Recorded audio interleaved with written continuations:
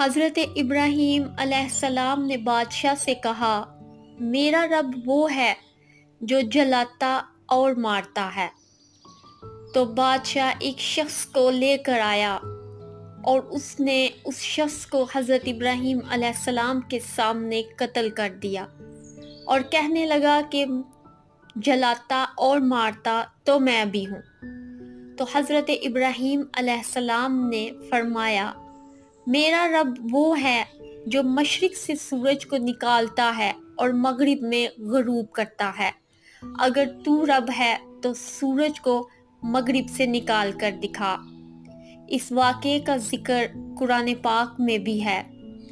بادشاہ یہ سن کر غصے میں آ گیا اور اس نے حضرت ابراہیم علیہ السلام کو آگ میں ڈالنے کا حکم دیا۔